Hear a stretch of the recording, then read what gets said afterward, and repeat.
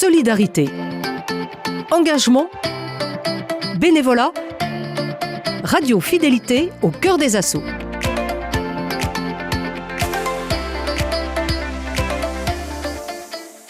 Dans cet épisode d'Au cœur des assauts, partez à la découverte d'une association nantaise qui vient en aide aux personnes en situation de précarité à Nantes, une situation qui ne cesse d'augmenter depuis 10 ans.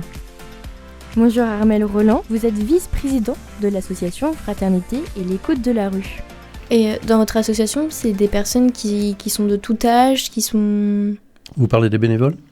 Des personnes que vous recevez dans votre association. Les personnes qui sont accueillies dans notre permanence, c'est des personnes de tout âge, oui. Ça va de 21-22 ans à 75 ans. Et on a une grande majorité d'hommes quand même. On a à peu près 15 à 17% de femmes qui viennent. Ah oui, il n'y a pas beaucoup de femmes par rapport à d'hommes. Non. Mais c'est vrai que cette grande précarité touche avant tout les hommes. Même si ça fait que 3 ans que vous êtes... Non, mais il y a une augmentation très nette, effectivement. 2024 par rapport à 2023, on a eu une augmentation de 25%, rien que de l'année sur l'autre, 25% en plus. Et au début de cette année, on est à peu près à 10% pour les 2 mois et demi là, qu'on vient d'avoir, on est à peu près à 10% de plus que l'année dernière. Donc effectivement, d'ailleurs, le nombre de sans-logis a doublé en 10 ans en France, hein, donc ça corrobore un petit peu les statistiques nationales. Hein. Et vous pouvez l'expliquer comment ? Je pense que la vie est difficile pour beaucoup de personnes. Je pense que beaucoup de personnes ne connaissent pas le point de décrochage qu'ils ont en eux. Ils se croient préservés et quand une adversité arrive, ils décrochent alors qu'ils ne s'y attendaient pas du tout. Alors, il y a plusieurs degrés, si vous voulez. Hein. Il y a des jeunes ou des moins jeunes d'ailleurs, hein, mais il y a des personnes dont la fracture remonte à l'enfance, qui ont vécu dans des familles où